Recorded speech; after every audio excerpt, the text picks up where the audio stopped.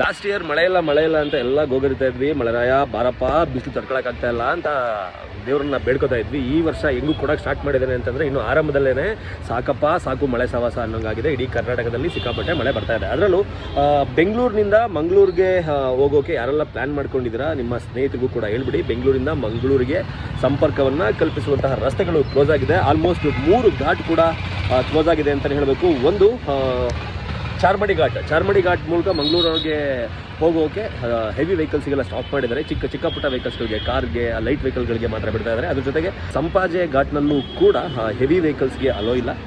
ಶಿರಾಡಿ ಘಾಟ್ ಅಂತೂ ಕಂಪ್ಲೀಟಾಗಿ ಕ್ಲೋಸ್ ಆಗೋಗಿದೆ.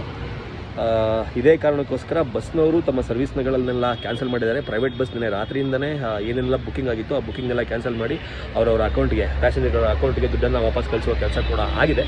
ಸೊ ಯಾರೆಲ್ಲ ಮಂಗಳೂರು ಕಡೆಗೆ ಹೊರಟಿದ್ದೀರಾ, ಸೊ ತಮ್ಮ ಪ್ಲ್ಯಾನನ್ನು ಒಂದಷ್ಟು ದಿನಗಳ ಕಾಲ